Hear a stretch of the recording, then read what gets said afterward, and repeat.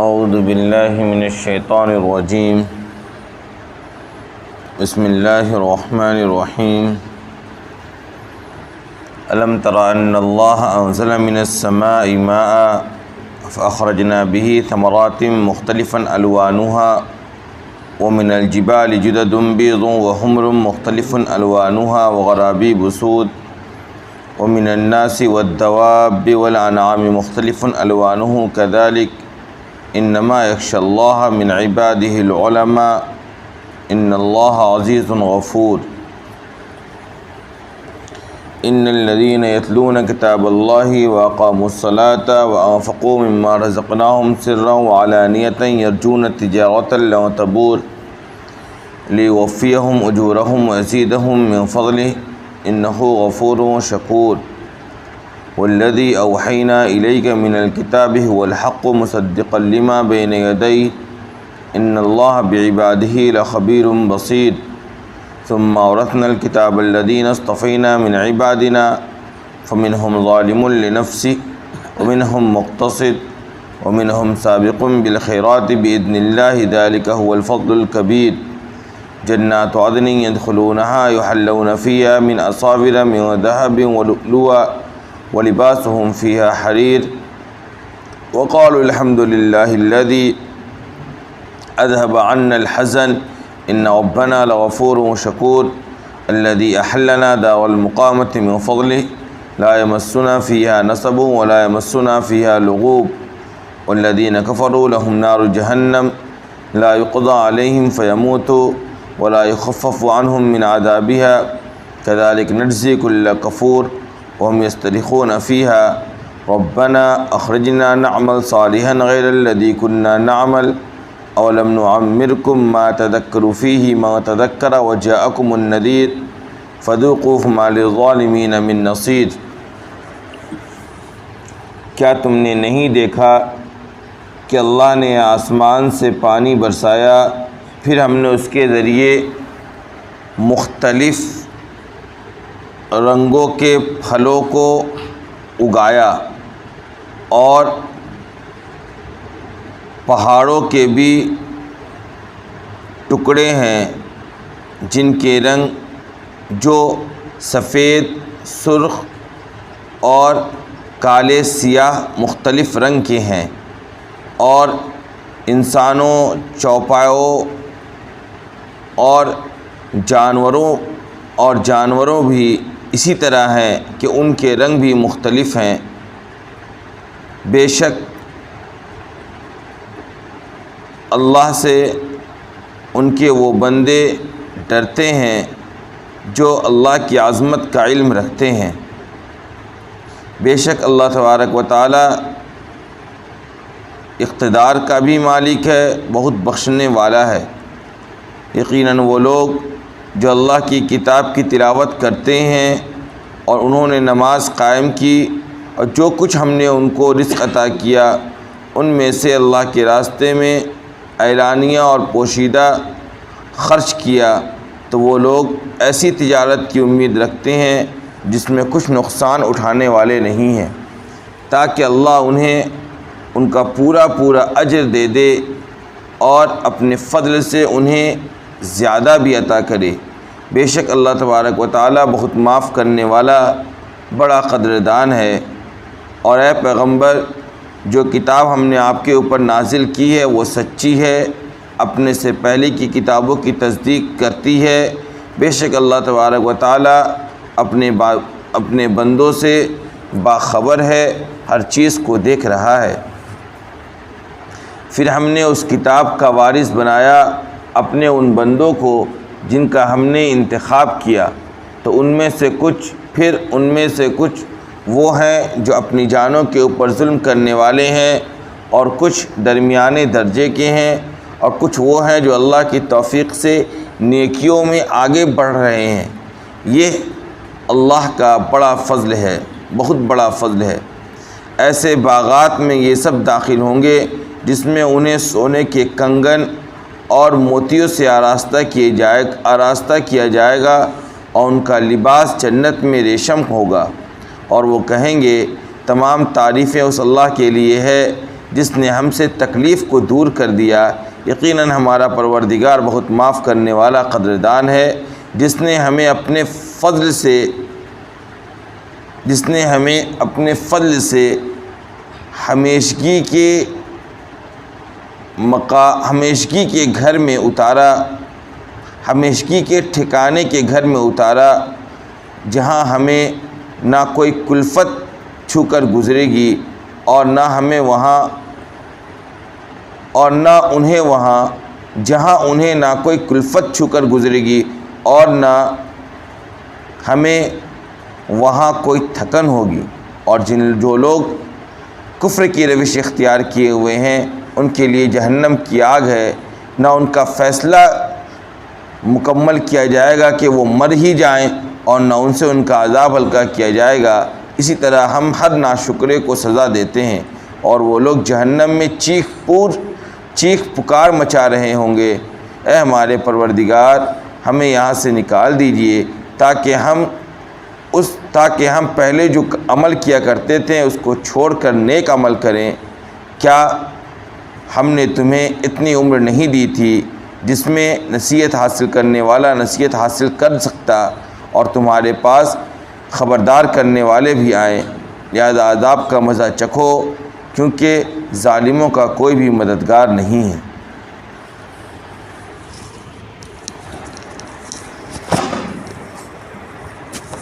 سورہ فاطر کی تفسیر چل رہی ہے اور اس صورت کے آغاز میں آپ کو یہ بات بتلائی گئی تھی کہ اس صورت کا مقصد اللہ تبارک و تعالیٰ کی قدرت کاملہ اور حکمت بالغہ کا تذکرہ کر کے لوگوں کو، کفار کو خاص طور پر آخرت کی دعوت دینی ہے۔ اور یہ بات اللہ تبارک و تعالیٰ کی قدرت کاملہ اور حکمت بالغہ کا بیان کر کے لوگوں کو یہ بات بتلانی اور ثابت کرنی ہے کہ اللہ کے علاوہ کوئی معبود نہیں ہے، کوئی اس کے ساتھ اس کی خدائی میں شریک نہیں ہے، اور رسالت کا سلسلہ جو اس نے جاری کیا ہے وہ برحق ہے، اور آگے چل کر آخرت کا دن آنے والا ہے جہاں اس دنیا کے اندر گزاری ہوئی زندگی کے مطابق فیصلہ کیا جائے گا۔ اسی کے ضمن میں بہت سی اللہ تبارک و تعالیٰ کی نعمتوں کا تذکرہ چل رہا ہے، اور آگے آج کی تفسیر میں ہی مومنوں کی 3 قسموں کا بیان ہے، اور اس کے بعد کافروں کا کل قیامت کے دن کیا حشر بنے گا اس کا بھی تذکرہ ہے۔ لہذا پہلی آیت کے اندر کہا گیا کہ کیا تم نے نہیں دیکھا کہ اللہ نے آسمان سے پانی برسایا؟ آسمان سے پانی برساتا کون ہے؟ اللہ تبارک و تعالیٰ کی ذات۔ پھر ہم نے اس کے ذریعے مختلف رنگوں کے پھلوں کو اگایا۔ یہ اللہ تبارک و تعالیٰ کی قدرت ہے۔ ہم دیکھتے ہیں کہ بارش تو ایک کلر کا ہوتا ہے، لیکن اس کے ذریعے سے جو پیداوار ہوتی ہے پھلوں کی شکل میں وہ مختلف قسم کی ہوتی ہے۔ آم کی شکل کچھ، امرود کسی شکل کا، کیلا کسی شکل کا، سیب، یعنی ہر ایک کے درخت میں وہی پانی استعمال ہوتا ہے، لیکن اس سے پیدا ہونے والے جو پھل اور فروٹ ہیں وہ سب کے سب مختلف رنگ کے بھی ہوتے ہیں اور مزے بھی مختلف ہوتے ہیں۔ دکھنے میں اگر کوئی ایک آدھ پھل ایک جیسا ہوتا بھی ہے تو ٹیسٹ کے اندر کیا ہوتا ہے؟ فرق ہوتا ہے۔ یہ اللہ تبارک و تعالیٰ کی کیا ہے؟ قدرت ہے۔ اسی طریقے سے اللہ فرما رہا وَمِنَ الْجِبَالِ جُدَدٌ بِيضٌ حُمْرٌ مُخْتَلِفٌ أَلْوَانُهَا وَغَرَابِيبُ سُودٌ۔ اسی طریقے سے پتھروں کو جا کر دیکھو، پہاڑوں کو جا کر دیکھو، اس کے بھی مختلف ٹکڑے ہیں۔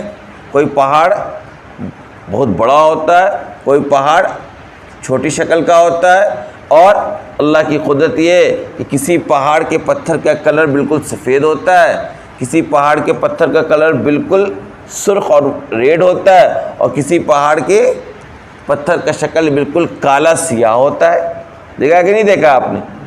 کوئی پہاڑ ہے جس کے اوپر ہریالی بھی اگاتی ہے، بہت سے پہاڑ جو بالکل بنجر ہے، ایک ہریالی کی پتہ بھی اس کے اوپر نہیں ہوتی ہے۔ یہ جو پہاڑوں کا آپ مختلف رنگوں میں دیکھتے ہیں، کوئی سفید، کوئی سرخ، کوئی کالا اور سیاہ، یہ سب اور سب کیا؟ اللہ تبارک و تعالیٰ کی قدرت ہے۔ ان سب کا خالق کون ہے؟ اللہ تبارک و تعالیٰ ہے۔ اسی طریقے سے انسانوں کو دیکھ لو، وَمِنَ النَّاسِ وَالدَّوَابِّ وَالْأَنْعَامِ مُخْتَلِفٌ أَلْوَانُهُ كَذَلِكَ۔ یہی حال دیکھو، انسان ہر انسان مٹی اور نطفے سے پیدا ہوتا ہے، لیکن ہر انسان دوسرے انسان سے مختلف. کسی انسان کا کلر وائٹ ہے، کسی انسان کا کلر گندمی ہے، کسی انسان کا کلر بلیک ہے، کوئی انسان بالکل سرخ ہے کہ نہیں. اسی طریقے سے انسان کی شکل و صورت الگ. چوپایوں کو دیکھ لو، جانور مختلف قسم کے. یہ سب کا خالق اللہ تبارک و تعالیٰ. سب ایک ہی ذریعے سے پیدا ہو رہے ہیں، سب کے پیچھے سبب ایک ہی طرح کا ہے، لیکن سب مختلف ہیں. یعنی پہاڑ بھی مختلف، انسان بھی مختلف، چوپائے اور جانور بھی مختلف، پھل اور فروٹ بھی مختلف، اگنے والی سبزیاں بھی مختلف، پیدا ہونے والی چاول بھی مختلف. یعنی اللہ تبارک و تعالیٰ نے مختلف رنگوں، مختلف مزوں اور مختلف مزاجوں کی تمام چیزوں کو اللہ تبارک و تعالیٰ نے پیدا کر رکھا. ہر انسان ایک دوسرے انسان کی طرح تو نہیں ہوتا ہے. پہاڑ میں دیکھیے فرق، جانوروں میں دیکھیے فرق، ہر ایک کا رنگ الگ الگ، ہر ایک کا رنگ الگ الگ، ہر ایک کی سمجھ الگ الگ، ہر ایک کی خوبصورتی الگ الگ، ہر ایک کی صلاحیت الگ الگ. یہ سب جو مختلف رنگوں اور مختلف جو اختلاف کے ساتھ یہ جو دنیا میں مخلوقات آپ کو دکھ رہی ہے، یہ سب کے سب ان سب کو بنانے والی ذات کس کی ہے؟ اللہ تبارک و تعالیٰ کے. اللہ آسمان سے پانی برسایا اور اسی پانی کے ذریعے ساری چیزیں دنیا میں ہمیں اور آپ کو دکھ رہا ہے. یعنی ہر چیز کی تخلیق میں پانی، مٹی اور نطفے، انہی سب چیزوں کا اثر ہوتا ہے. ہر ایک کے پیچھے ظاہری طور پر سبب یہ چیزیں بن جاتی ہیں، باطنی سبب اللہ تبارک و تعالیٰ کی ذات ہے. تو یہ سارے کیا ہے؟ یہ جو مختلف قسم کے، یہ سب کس کی قدرت ہے؟ اللہ تبارک. یعنی یہ وہ چیزیں جس کے اندر غور کرنے کی چیزیں ہیں کہ بھائی آخر اگر یہ انسان یوں ہی تو نہیں آیا دنیا، کوئی اس کو پیدا کرنے والا ہے. اب پیدا کرنے والا کتنا زبردست ڈیزائنر ہے کہ ہر انسان کو الگ قسم کا ڈیزائن کیا ہے. تو اب بتائیے جو ذات اس طریقے سے مختلف اربوں انسان ہے، ہر انسان دوسرے انسان سے مختلف ہے. تو جو ذات اللہ تبارک و جو ذات ان تمام انسانوں کو مختلف قسم کے طور پر پیدا کرنے پر قادر ہے، کیا وہ اپنے کسی اور کام میں کسی دوسرے کا محتاج اور شریک ہو سکتا ہے؟ کیا کوئی اس کا معاون و مددگار ہو سکتا ہے؟ کیا اس کو اپنے نظام کے چلانے میں کسی کی ضرورت پڑ سکتی ہے؟ اسی سے شرک کی نفی ہوتی ہے. کہا نا آپ کو ہم نے سورہ فاطر کے اندر اللہ تبارک و تعالیٰ نے اپنی قدرت کاملہ کو جو بیان کیا، اس سے یہ بات ثابت کیا ہے کہ جو ذات ایسی تمام تر مخلوقات اور قدرت کا مظاہر پیش کر سکتا ہے، اس ذات کو اپنے اس نظام کے چلانے میں کسی دوسرے کی کا احتیاج نہیں ہے. لہٰذا اسی سے ہر طرح کی شرک کی کیا ہوتی ہے؟ تردید ہوتی ہے. اس کے بعد اللہ نے کہا کہ سن لو، اصل بات یہ ہے انما یخشی اللہ من عبادہ العلماء. حقیقت یہ ان سب چیزوں کے پائے جانے کے باوجود بھی اللہ سے ان کے وہی بندے ڈرتے ہیں جو عالم ہیں. عالم ہونے کا مطلب یہ ہے کہ جن کو اللہ تبارک و تعالیٰ کی عظمت کا علم ہے، جو اللہ تبارک و تعالیٰ کو سمجھتے ہیں، ان چیزوں کے اندر غور و فکر کر کے جو اللہ کی معرفت حاصل کرتے ہیں، جو اللہ کو پہچانتے ہیں، انہی کے دل میں دراصل اللہ کی خشیت اور اس کا خوف پیدا ہوتا ہے. اور جن کے دلوں میں جو ان سب چیزوں میں غور کر کے سمجھنے کی کوشش نہیں کرتے ہیں، اللہ کی عظمت کا اعتراف نہیں کرتے ہیں، اللہ کی معرفت اور اللہ کی پہچان حاصل نہیں کرتے ہیں، وہ اللہ سے نہیں ڈرتے ہیں. بھائی دیکھیے عام سی چیز ہے، ایک ایس پی ہے، اگر آپ اس کو نہیں پہچان رہے ہیں کہ وہ ایس پی ہے تو آپ بالکل نارمل رہیں گے، لیکن آپ کو پتہ چل جائے کہ سامنے والا ایس پی تو آپ کی حرکت تھوڑی بدل جائے. کیوں؟ آپ کی اس کی معرفت حاصل ہو گئی. جب علم ہو گیا تو فوراً انسان کیا ہوتا ہے؟ ڈرنے لگتی ہے. جو دنیا ڈر نہیں رہی ہے اللہ تبارک و تعالیٰ کی ذات سے، اس کی وجہ یہ ہے کہ اللہ کی معرفت، اللہ کا علم، اللہ کی قدرت میں غور و فکر کر کے انہوں نے صحیح سمجھ پیدا اپنے اندر نہیں کیا. اسی لیے قرآن نے کہا کہ اللہ سے کون ڈرتے ہیں؟ صرف اور صرف عالم ڈرتے ہیں، جن کو اللہ کی عظمت کا علم ہو، ان چیزوں کے اندر غور و فکر کر کے جو لوگ سمجھتے ہیں ساری چیزوں کو، انہی کے دل میں اللہ کی خشیت اور اس کا خوف پیدا ہوتا ہے، اور وہ ہر طرح کے شرک سے پاک اپنی زندگی کو گزار رہے ہوتے ہیں. اور جہاں سامنے والے کا اعتراف نہیں ہوتا ہے، وہاں لوگ دیکھ لیں ہر طرح کی حرکت کر رہے ہوتے ہیں. کہا دیکھو ان اللہ عزیز غفور، اللہ تبارک و تعالیٰ اقتدار کا بھی مالک ہے اور بہت زیادہ بخشنے والا ہے. اور یہ کون لوگ ہیں؟ ان الذین یتلون کتاب اللہ. کہا دیکھو ان الذین یتلون کتاب اللہ واقاموا الصلاۃ وانفقوا مما رزقناہم سرا وعلانیہ یرجون تجارۃ لن تبور. جان لو کہ جو لوگ اللہ کی کتاب کو پڑھتے ہیں، تلاوت کرتے ہیں، سمجھتے ہیں اور نماز قائم کرتے ہیں. نماز کا دیکھیے ہر جگہ نماز کے اہتمام کا ضرور تذکرہ آتا ہے. یعنی نماز کی اہمیت کا اندازہ لگانا چاہیے. وہ کب لگے گا؟ جب خود معلوم ہوگا نا کہ نماز کے بارے میں کیا ہے قرآن. دیکھیے ہر چیز، دیکھیے عمل کا تعلق علم سے، حقیقت یہی ہے. جب تک لوگوں کو کسی چیز کی اہمیت اور فضیلت معلوم نہیں ہوتی اس کے کام میں وہ لگتے نہیں. یہ جو نماز لوگ چھوڑ رہے ہوتے ہیں اس کی وجہ یہ کہ وہ نماز کی اہمیت اور قدر ان کے دل میں پیدا نہیں ہوئی, جان ہی نہیں رہے. دیکھیے ہر جگہ ہم دیکھتے ہیں جہاں مومنوں کی صفات بیان کی جاتی ہے, نیک لوگوں کی صفات بیان کی جاتی ہے, اس میں پہلا جملہ ہوتا ہے اللہ پر ایمان کے بعد نماز کا قیام, نماز اقامت صلاح, نماز کا اہتمام. اور تیسرا آپ دیکھیں گے عام طور پہ وانفقوا, خرچ. اللہ نے مال و دولت دی, اس کو اللہ کے راستے میں خرچ کر رہے ہیں. یعنی نیک بننے کے لیے, نیک ہونے کے لیے اپنے آپ کو اگر آپ سمجھتے ہیں کہ ہم نیک لوگ کیٹیگری میں رکھیں تو ان دو چیزوں کا ضرور اہتمام کرنا ہوگا. اللہ پر ایمان کے بعد نماز کا اہتمام, اور اللہ نے جو مال دیا ہے, جتنا مال دیا ہے, اس میں سے اللہ کے راستے میں کچھ نہ کچھ خرچ کا مزاج. یہ مزاج نہ ہو کہ صرف رمضان میں خرچ کریں گے اللہ کے راستے میں, باقی 11 مہینہ, کیا باقی 11 مہینہ اللہ نہیں کھلاتا ہے؟ باقی 11 مہینے جو رزق ہے ہمارے پاس وہ اللہ کا دیا ہوا نہیں ہے؟ کیا باقی 11 مہینہ ہمارا آپ کا کاروبار نہیں چلتا ہے؟ کیا باقی 11 مہینہ ہمیں اور آپ کو اللہ کے تبارک و تعالیٰ کی طرف سے رزق عطا نہیں کی جاتی ہے؟ بتائیے. مومن کوئی وقتی عامل نہیں ہوتا ہے کہ بس موسم آ گیا رمضان کا تو مسجد پکڑ لیا, باقی رمضان گزر گیا تو مسجد چھوڑ دیا, جمعہ آ گیا تو ٹوپی کرتا چڑھا لیا, باقی پورا ہفتہ غائب ہے. مومن وقتی ماحول سے مومن نہیں بنتا ہے. وہ مومن تو وہ ہے جو اپنے ہر قدم پر مومن ہے, ہر قدم اللہ کے حکم کے مطابق گزارتا ہے, ہر دن اللہ کے احکامات کی پیروی کرنے میں لگا رہتا ہے. یہ دراصل کیا ہے؟ مومن اور اللہ کے نیک بندے کا. دیکھو جو لوگ اللہ کی کتاب کی تلاوت کرتے ہیں اور نماز قائم کرتے ہیں, اور جو کچھ ہم نے ان کو دیا ہے ان میں سے اللہ کے راستے میں اعلانیہ اور پوشیدہ دونوں طریقے سے خرچ کرتے ہیں. کہیں پر خرچ کرتے ہیں وہ سمجھتے ہیں کہ یہاں اعلانیہ طور پر لوگوں کو دکھلا کر خرچ کرنا بہتر ہے, تو وہاں پر لوگوں کو دکھلا کر بھی خرچ کرتے ہیں, اور خاموشی سے پوشیدگی کے ساتھ بھی اپنی زندگی میں بہت زیادہ مال خرچ کر رہے ہوتے. تو کہا یہ وہ لوگ ہیں کہ یرجون تجارۃ لن تبور, یرجون تجارۃ لن تبور, یہ لوگ ایسی تجارت کی امید میں بیٹھے ہوئے ہیں جس میں انہیں نقصان نہیں ہوگا, جس میں یہ نقصان نہیں اٹھائیں گے. جو لوگ اس طریقے سے زندگی گزار رہے ہیں یہ ایسی تجارت کر رہے ہیں جس میں کل قیامت کے دن, آخرت کے دن نفع ہی نفع ہے, کسی قسم کا کوئی نقصان نہیں. یہ جو آپ مال خرچ کریں یہ بھی گویا آپ تجارت میں انویسٹ کر رہے ہیں. اللہ کے راستے میں جو اللہ کی دی ہوئی, اللہ کا دیا ہوا رزق جو آپ اللہ کے راستے میں خرچ کر رہے ہیں, یہ ایسی تجارت میں انویسٹ ہے, ایسا IPO آپ خرید رہے ہیں, ایسا شیئر مارکیٹ میں آپ کا پیسہ لگ رہا ہے جہاں نقصان ہونے والا نہیں ہے, جہاں فائدہ ہی فائدہ. کیا کہ یرجون تجارۃ لن تبور, یہ لوگ ایسی تجارت کی امید رکھتے ہیں جس میں ان کو کچھ نقصان ہونے والا نہیں. کیوں؟ لیوفیہم اجورہم, تاکہ اللہ ان کو ان کا اجر پورا پورا دے دے. ویزیدہم من فضلہ, اور اللہ اپنے فضل سے اور بڑھا کر دے.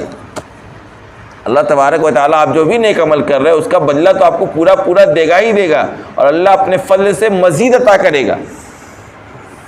اللہ جب راضی ہو جائے گا تو اللہ اپنے فضل سے کیا کرے گا, اور تم نے 100 ہی نیک عمل کیا تھا 200 ثواب لو, 400 ثواب لو, 2000 ثواب لو, 700 ثواب لو. اللہ یضاعف لمن یشاء, قرآن نے کہا اللہ جس کے لیے چاہے گا دوگنا چوگنا بڑھاتا چلا جائے گا. اللہ اجر میں کوئی کمی نہیں کرے گا. کیوں؟ کیونکہ انہ غفور شکور, کیونکہ ایک تو اللہ بہت معاف کرنے والا ہے اور بڑا قدردان ہے.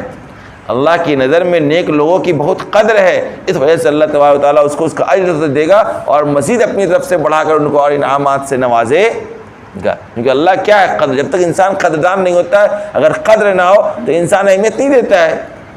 انسان کے اندر اگر قدردانی کی صفت نہ ہو تو آپ اپنا کلیجہ نکال کر رکھ دیجئے, وہ ان کے اوپر کوئی اثر پڑنے والا نہیں ہے. اور جو قدردان لوگ ہیں وہ آپ دیکھیے ان کے ساتھ آپ تھوڑی سی نیکی کر کے دیکھیے, تھوڑی سی اطاعت کر کے دیکھیے, تھوڑا سا حسن خلق سے ان کے ساتھ پیش آ کر دیکھیے, وہ آپ کے اوپر اپنی جان کو نچھاور کر دیں گے. اور اللہ تبارک و تعالیٰ سے زیادہ قدردان کوئی نہیں. کہا اے پیغمبر ہم نے آپ کے اوپر جو کتاب بھیجی ہے نا وہ الحق, وہ کتاب کیا ہے؟ سچی ہے. مصدقا لما بین یدی, اس سے پہلے جتنی کتابیں ہم نے نازل کی ان تمام کتابوں کی تصدیق کرتی ہے. یہ جو قرآن ہے یہ اپنے سے پہلے تمام آسمانی کتابوں اور صحیفوں کیا کرتی ہے؟ تصدیق کرتی ہے کہ وہ تمام کتابیں اور صحیفے کیا تھے؟ بالکل سچے تھے. بعد میں لوگوں نے اس میں تحریفات کی ہے, ورنہ اللہ کی طرف سے نازل کی گئی تھی بالکل سچی, اور ان کے نبیوں نے, ان کے رسولوں نے اپنے قوموں تک بالکل صحیح سالم پہنچایا. ان کے گزر جانے کے بعد ان کی قوموں نے اس کے اندر تعریف کیا، ورنہ وہ ساری کتابیں کیا ہیں؟ سچی ہیں۔ اللہ خود یہ قرآن ان تمام کتابوں کیا کرتا ہے؟ تصدیق کرتا ہے کہ ان اللہ بعبادہ لخبیر بصیر۔ جان لو کہ اللہ تبارک و تعالیٰ اپنے بندوں کے سے باخبر بھی ہے اور اس کی ہر حرکت کو دیکھ بھی رہا ہے۔ اللہ کے علم سے کوئی چیز باہر نہیں۔ پھر ثم اورثنا الکتاب، میں نے کہا نا آپ کو کہ اسی صورت کے اسی آیت کی تفسیر کے اندر مومنوں کی 3 قسموں کا بیان ہے۔ کہا دیکھو ثم اورثنا الکتاب الذین اصطفینا من عبادنا، پھر ہم نے اس کتاب کا وارث ان لوگوں کو بنایا اپنے بندوں میں سے جن کو ہم نے چن لیا۔ یعنی یہ جو قرآن کریم ہے جو ہم نے آپ کے اوپر نازل کیا، اور پھر آپ کے جانے کے بعد ہم اس کتاب کا وارث ایسے لوگوں کو بنائیں گے جن کو ہم کیا کریں گے؟ چن لیں گے، یعنی مومنین مسلمان جو اس کتاب پر عمل کریں گے، اس کتاب کو اپنا مذہبی کتاب مانیں گے، تو ہم نے ان کو پھر وارث بنایا۔ ان نبیوں کے جانے کے بعد ان کتابوں کے وارث کون بنے؟ مسلمان بنے، صحابہ کرام بنے، بعد میں آنے والی پوری امت بنی۔ اب پھر اس امت کے اندر 3 طرح کا اختلاف، مطلب 3 حصوں میں یہ امت بٹی۔ کیا تھی؟ نمبر 1 فمنہم ظالم لنفسہ، تو کچھ پھر تو ایسے ہوئے جو کتاب کے وارث تو ہوئے لیکن اپنی جانوں کے اوپر ظلم کرنے والے۔ یہ کون لوگ؟ یہ وہ لوگ ہیں جن کا ایمان تو اللہ کی ذات پر ہے لیکن اعمال نہیں کرتے ہیں، فرائض چھوڑتے ہیں، نوافل چھوڑتے ہیں، سنن چھوڑتے ہیں، مستحبات چھوڑتے ہیں۔ یعنی اللہ پر ایمان ہے لیکن نمازوں کا اہتمام نہیں ہے، زکوٰۃ نہیں نکالتے ہیں، روزہ نہیں رکھتے ہیں، دیگر حقوق لوگوں کی ادا نہیں کرتے ہیں۔ ایسے بہت سے لوگ، یعنی وارث تو ہیں ان کتابوں کی جو آپ صلی اللہ علیہ وسلم پر نازل کی گئی قرآن کریم کی، تو اب ان کا کام کیا ہے کہ اپنی جانوں کے اوپر ظلم کر رہے ہیں۔ ظلم کیسے ہے؟ ایمان لانے کے بعد اعمال صالحہ کرنا بھی تو ضروری ہے۔ ایمان تو لیا ہے لیکن اعمال صالحہ سے تعلق نہیں ہے، تو یہ اپنے اوپر کیا کر رہے ہیں؟ ظلم کر رہے ہیں۔ کس طور پر ظلم کر رہے ہیں؟ ظلم اس طور پر کر رہے ہیں کہ ایمان کا تقاضا یہ تھا کہ یہ اس کو فوراً جنت میں داخل کروا دیتا، لیکن اس نے جو بدعملی کی، اعمال صالحہ کو ترک کیا، اس کا نتیجہ یہ ہوگا کہ ان کی گناہوں کی سزا وہ بھگتے گا۔ اب اس بھگتنے کے چکر میں جنت میں جانے میں تاخیر ہوگی، کیونکہ سزا تو جہنم میں ملے گی، جنت میں تو کسی قسم کی تکلیف سے انسان کو گزرنا نہیں ہے۔ تو یہ اپنے اوپر ظلم کر رہا ہے کہ نہیں کر رہا ہے؟ ایمان لانے کے بعد اعمال صالحہ جو لوگ نہیں کر رہے ہیں وہ اپنے اوپر ظلم کر رہے ہیں کہ نہیں کر رہے؟ کیوں؟ کیونکہ اعمال صالحہ کے ترک کرنے کی وجہ سے وہ گناہوں کے اللہ کے عذاب اور پکڑے کیا ہو رہے ہیں؟ مستحق ہو رہے ہیں۔ لہذا ان سزاؤں سے گزرنے کے لیے انہیں جہنم کا رخ کرنا ہوگا، پھر وہاں سے ہو کر وہ کہاں پہنچیں گے؟ جنت میں پہنچیں گے۔ ومنہم مقتصد، اور ان میں سے کچھ وہ ہیں جو درمیانے درجے کے ہیں، یعنی کچھ مومنین وہ ہیں جو اللہ پر ایمان بھی رکھتے ہیں اور فرائض ادا کرتے ہیں لیکن سنن اور نوافل کا اہتمام نہیں کرتے ہیں۔ بہت سے احکامات استحباب درجے کے ہیں، بہت سے احکامات مسنون درجے کے ہیں، بہت سے احکامات نوافل درجے کے ہیں، اس کا اہتمام نہیں کرتے، ہاں فرائض ادا کرتے ہیں۔ تو یہ کیا ہے؟ درمیانے درجے کے مومن ہیں۔ اور ومنہم سابق بالخیرات باذن اللہ، اور کچھ مومنین وہ ہیں انہی مسلمانوں میں سے جن کو ہم نے اس کتاب کا وارث بنایا جو اللہ کی توفیق سے نیکیوں میں آگے بڑھتے چلے جا رہے ہیں۔ یعنی اللہ پر ایمان بھی ہے، فرائض تو فرائض، سنن کا اہتمام، نوافل کا اہتمام، استحباب کا اہتمام، یعنی چھوٹا سا چھوٹا بھی اللہ کا اور اس کے رسول کا حکم ہے جس کو وہ چھوڑتے نہیں ہیں، بلکہ دن رات یہ کوشش کرتے ہیں کہ کیسے میں نیکیوں سے زیادہ اپنے آپ کو آراستہ کرتا چلا جاؤں۔ کا ذالک هو الفضل الکبیر، یہ اللہ کا بہت بڑا فضل ہے۔ یعنی جن کو اللہ کے توفیق سے اعمال صالحہ کے ساتھ ساتھ فرائض کی ادائی کے ساتھ ساتھ نوافل اور سنن کا بھی اہتمام کرنے کی توفیق اور موقع ملتا ہے، یہ دراصل اللہ کا بہت بڑا فضل ہے اس کے اوپر جس سے وہ فائدہ حاصل کر رہا ہے۔ دیکھو ہوگا کہ جنات عدن یدخلونہا، یہ سب کے سب ہمیشگی کے باغات میں داخل ہوں گے۔ یعنی وہ مومن بھی جنت میں جائے گا جس کا صرف ایمان و اعمال چھوڑ رہا ہے، لیکن میں نے کیا بتایا، چونکہ اپنی جانوں پر ظلم کر رہا ہے اعمال کو چھوڑ کر، تو وہ جہنم کے راستے سے ہو کر جنت پہنچے گا، سزاؤں سے بھگت کر جنت میں آئے گا۔ اور دوسرے درجے میں وہ مومنین جو ایمان بھی رکھتے ہیں اور فرائض ادا کرتے ہیں یہ بھی جنت میں جائیں گے، لیکن وہ مومنین جو ایمان بھی رکھتے ہیں، اعمال صالحہ بھی کرتے ہیں اور نوافل اور سنن کا بھی اہتمام کرتے ہیں اللہ کی توفیق سے، تو یہ بڑے فضل والے، یہ بھی جنت میں جائیں گے، جنت کے اعلیٰ درجے انہی کو حاصل ہوں گے۔ کیا ہوگا ان کے بارے میں؟ جنات عدن یدخلون، یہ سب کے سب ہمیشہ کے باغات میں داخل ہوں گے، یحلون فیہا من اصابر من ذہب والعلوا، اور جنت میں انہیں سونے کا کنگن پہنایا جائے گا۔ دنیا میں سونا حرام ہے، لیکن جنت میں اللہ تبارک و تعالیٰ کی طرف سے کیا ہوگا؟ سونے کا کنگن ملے گا اور موتیوں سے آراستہ کیا جائے گا۔ موتیوں کا ہار پہنتے ہیں نا لوگ، تو موتیوں سے جنتیوں کو آراستہ کیا جائے گا۔ وَلِبَاسُهُمْ فِيهَا حَرِيرٌ، اس دنیا کے اندر مومن کی مرد کے لیے ریشم کا لباس کیا ہے؟ حرام ہے، لیکن جنت میں ان کا لباس کیا ہوگا؟ ریشم ہوگا۔ یعنی دنیا کے اندر مردوں کے لیے سونا اور ریشم کے حرام ہونے کی بنیادی وجہ یہی ہے کیونکہ یہ جنتی انعام ہے، جنتی لباس ہے۔ مومنین جنتیوں کو جنت میں سونے کا کنگن اور ریشم کا لباس اللہ تبارک و تعالیٰ کی طرف سے بطور انعام عطا کیا جائے گا، اور وہ کہیں گے الحمدللہ الذی اذھب عنا الحزن، کہ تمام تعریف اللہ کے لیے جس نے مجھ سے کیا کی؟ ہر طرح کی تکلیف کو دور کر دی۔ کیوں؟ ان ربنا لغفور شکور، بے شک ہمارا پروردگار بہت معاف کرنے والا بڑا قدر دان ہے۔ الذي احلنا دار المقامة من فضله لا يمسنا فيها نصب ولا يمسنا فيها لغوب۔ کیوں؟ کیونکہ اللہ نے ہمیں ایسا ہمیشگی کے ٹھکانے کے گھر میں لا کر اتار دیا، یعنی جنت میں لا کر اتار دیا اپنے فضل سے، جس میں ہمیں نہ کوئی کلفت چھو کر گزرے گی، نہ کسی قسم کی تھکن ہوگی۔ یعنی جنت ایسا ہمیشگی کا ٹھکانہ ہے جو اللہ نے اپنے فضل سے مومنوں کو عطا کیا کہ اس میں جانے کے بعد کسی قسم کا کوئی ٹینشن نہیں، کوئی گھبراہٹ نہیں، کوئی پریشانی نہیں، کوئی غم نہیں، کوئی بیماری نہیں، کوئی تکلیف نہیں، کوئی تھکن نہیں۔ آج تھوڑا سا کام زیادہ ہو جاتا ہے، تھوڑی سی نیند پوری نہیں ہوتی ہے، فجر اٹھتا آدمی، تھکن کا احساس، سر میں درد کا احساس، کوئی بات ہو جائے اس کا ٹینشن دماغ پر فالتو، رات بھر انسان ٹینشن میں راتیں گزار رہا ہے، نیند نہیں آ رہی، اس طرح کے حالات سے گزرتا ہے۔ لیکن جنت ایسا مقام ہے جہاں کسی قسم کا کوئی ٹینشن نہیں ہوگا مومنوں کو، یعنی کوئی ٹینشن چھو کر بھی نہیں گزرے گی، چاہے جائے کہ اس کے اوپر کیا وہ ٹینشن حاوی ہو۔ یہ ہمیشگی کے ٹھکانے کا جنت جو صرف اور صرف اللہ کے فضل سے اس کے مومن بندوں کو حاصل ہوگا۔ اس کے بالمقابل والذین کفروا لہم نار جہنم، قرآن کا اپنا ایک انداز ہے۔ قرآن جہاں نیک لوگ اور ان کو ملنے والی جنت کا تذکرہ کرتا ہے، وہیں برے لوگ اور ان کو ملنے والی سزاؤں کا بھی تذکرہ کرتا ہے۔ سن لو اس کے بالمقابل کیا ہوگا؟ جن لوگوں نے کفر کی روش اختیار کر رکھی ہے ان کے لیے جہنم کی آگ ہے، ان کے لیے کیا ہے؟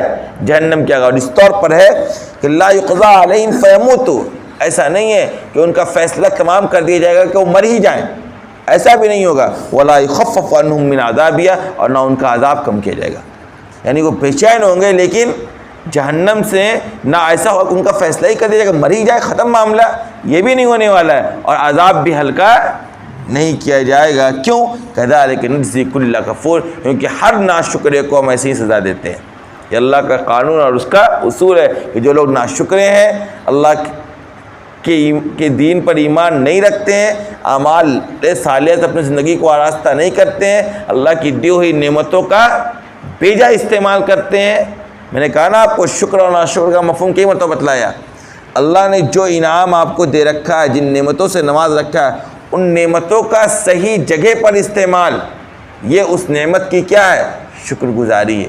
اور اللہ نے آپ کو نعمتیں دے رکھی ہیں، ان نعمتوں کا غلط جگہ پر استعمال یہ ناشکری ہے۔ اللہ نے آپ کو پیسہ دے رکھا ہے، آپ اس کو اللہ کے دین کے لیے، لوگوں کے حقوق کی ادائیگی کے لیے، نیک کاموں کے لیے خرچ کریں، تو یہ کیا ہے؟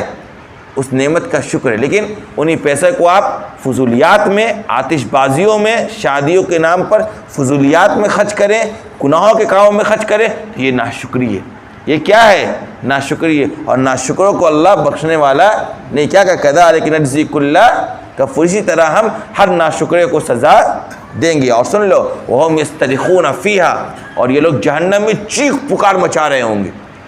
جب اللہ کا عذاب ہوگا اور دوزخ کے عذاب کا سامنا ہوگا تو وہاں کیا کریں گے؟ یہ سب چیخو پکار۔ کہیں آپ دیکھ لیں تھوڑا سا بھی ایک حادثہ ہوا کشمیر کے اندر، کیسا چیخو پکار مچایا لوگوں نے وہاں پر۔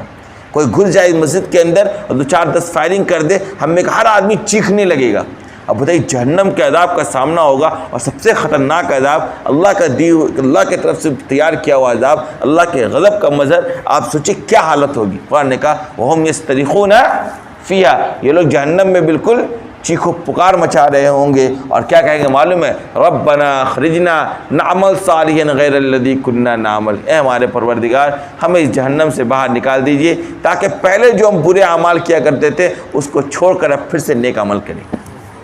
انسان موت کے بعد انہی چیزوں کی حسد کرے گا کہ ہمیں دوبارہ دنیا کے اندر بھیج دیا جائے تاکہ ہم کیا کریں، نیک عمل کر لیں، ہم دھوکے میں رہیں، دنیا کے دھوکے میں، شیطان کے دھوکے میں پڑے ہوئے رہ کر ہم نے بدعملی کی، آج ہمارا کیا حشر بن رہا ہے۔ کہا قرآن کہے گا ان کو، اللہ ان سے کہے گا اولم نعمرکم ما یتذکر فیہ من تذکر وجاءکم النذیر، ذرا بتلاؤ کیا ہم نے تم کو دنیا میں اتنا عمر نہیں دے رکھا تھا، اتنی مہلت نہیں دی تھی جس میں نصیحت حاصل کرنے والا نصیحت حاصل کر سکے؟ بتائیے، انسان کو جو دنیا کے اندر عمر دی جاتی ہے وہ اتنی طویل ہوتی ہے اور اتنی کافی ہوتی ہے کہ اگر انسان اس پیریڈ میں اگر حقیقت تک پہنچنے کی کوشش کرے اور غور و فکر کرنے کی کوشش کرے، نصیحت حاصل کرنے کی کوشش کرے تو آسانی سے حاصل کر سکتا ہے۔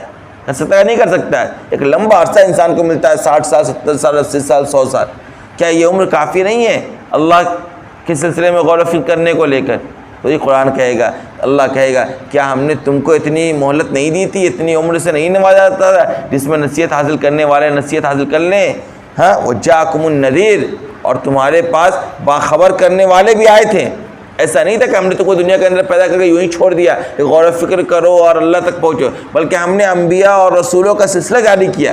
وہ آتے تھے اور تمہیں آ کر بتلاتے تھے، وہ آتے تھے اور تمہیں آ کر صحیح بات بتلایا کرتے تھے کہ دیکھو یہ حق کا راستہ، یہ باطل کا راستہ، ان راستوں پر چلو گے جنت جاؤ گے، ان راستوں پر چلو گے تو جہنم کا سامنا ہوگا۔ سب نے تمہیں بتلایا، نذیر تمہارے پاس آیا کرتے تھے، اس کے باوجود تم نے سبق حاصل نہیں کی، تو اب موقع نہیں ہے، اب یہ خواہش تمہاری پوری ہونے والی نہیں ہے کہ ہم تم کو دوبارہ دنیا کے اندر بھیج دیں تاکہ تم ہمارے صالحہ کر کے آؤ۔ لہذا فذوقوا فما للظالمین من نصیر، چکھو اب مذاق، اب عذاب کا مزہ تو چکھنا۔ کیوں؟ کیونکہ ایسے ظالموں کا کوئی بھی مددگار نہیں۔ ظلم تم نے خود کیا زندگی کے اندر، انبیاء آئے، انبیاء آپ صلی اللہ علیہ وسلم آئے آخر نبی، آپ کے بعد آپ کی امت نے اس فریضے کو انجام دیا۔ آج یہ آپ کے سامنے علماء کا، دین کی داعیوں کا، تبلیغی جماعتوں کا، تنظیموں کا جو پورا سلسلہ آپ کو دکھ رہا ہے، یہ کس کام کے لیے آتے ہیں آپ کے دروازے پر؟ آپ سے پیسہ لینے آتے ہیں؟ نہیں، آپ بتلاتے ہیں دیکھو بھائی یہ کام چھوڑ دو جو اللہ اور اس کے رسول کی نافرمانی کے کام ہے۔ کسی کو کوئی پاگل کتا تو نہیں کاٹا ہے نا کسی کے دروازے پہ جا کر اس کو کہہ رہا ہے کہ بھائی یہ کام چھوڑ دو، یہ کام کر دو۔ وہ تمہاری محبت میں کہہ رہا ہے کہ دیکھو بھائی یہ برے اعمال ان کو چھوڑو، اس طرح کا کام مت کرو۔ تو تمہارے پاس تو سارا موقع ملا۔ اس کے علاوہ انسان کی خود کی جو زندگی ہوتی ہے، اس زندگی میں انسان ایسے مراحل سے گزر رہا ہوتا ہے کہ اگر ان مراحل میں وہ چاہے تو نصیحت حاصل کر لے۔ انسان دنیا کے اندر تکلیفوں سے گزرتا ہے، ٹینشن سے گزرتا ہے، بیماری سے گزرتا ہے، یہ سب متنبع کرنے والے ہیں۔ دیکھو اپنے اللہ کی طرف لوٹو، برے اعمال کو چھوڑو۔ انسان بوڑھا ہوتا ہے، داڑھی پکتی ہے، تو کیا یہ اس کو اس بات کی طرف متنبع نہیں کرتی کہ دیکھو بال اب وائٹ ہو رہے ہیں، اللہ کے پاس جانے کا وقت قریب آ رہا ہے۔ انسان جب دادا بنتا ہے تو کیا یہ اس کے لیے متنبع کن بات نہیں؟ تب تو دادا بن گیا، دادا کے بعد اب کوئی پوسٹ نہیں آنے والا، اب تجھے کیا ہے؟ اللہ سے جا کر ملنا ہے کہ نہیں ہے؟ یعنی انسان کو کہا نا کہ قرآن نے کہا نا کیا ہم نے تم کو اتنی عمر نہیں دی جس کے اندر نصیحت حاصل کرنے والے نصیحت حاصل کر سکتے؟ یعنی انسان کی زندگی خود 50 60 70 سالہ کی زندگی، یہ خود اس کے لیے ایسے مراحل سے انسان گزر رہا ہوتا ہے کہ اس کو ہمیشہ الرٹ ہوتا ہے کہ دیکھو وقت قریب آ رہا ہے۔ دنیا کا کوئی بوڑھا اس دنیا کے اندر ہمیشہ باقی نہیں رہا۔ جس بال سفید ہونے کا مطلب ہے کہ اب بلیک نہیں ہونے والا ہے۔ بلیک ہے تو یہ امید ہے نا کہ ابھی وائٹ ہو جائے گا، اب یہ اور جی سکتے ہیں، لیکن وائٹ ہونے کے بعد کیا کوئی اور رنگ بھی داڑھی تبدیل ہوتی ہے؟ یہ علامت ہے یہ ساری چیزیں کہ اب تمہیں اللہ کے قریب جانا ہے۔ دادا باپ بن گئے مطلب زندگی کے کافی مراحل گزر چکے ہیں، دادا بن گئے اور قریب پہنچ گئے۔ یہ سب کیا ہے؟ انسان کو متنبع کر رہی ہے۔ یہ سب چیزوں کے ہونے کے باوجود بھی اگر انسان سبق حاصل نہیں کر رہا اور اپنی زندگیوں کے اندر بدعملی کو چھوڑ کر اللہ اس کے رسول کے قریب نہیں ہو رہا، تو اس سے زیادہ بدنصیبی کی کوئی اور بات نہیں۔ اس سلسلے قرآن نے کہا فذوقوا فما للظالمین من نصیر، تم ظالم ہو، تم نے ظلم کیا اپنی زندگی کے اندر، لہذا اب اللہ کے عذاب کو مزہ چکھو، اور ایسے ظالموں کا کوئی مدد کرنے والا بھی نہیں۔ اللہ تبارک و تعالیٰ ہم سب کی حفاظت فرمائے۔ آخر دعوانا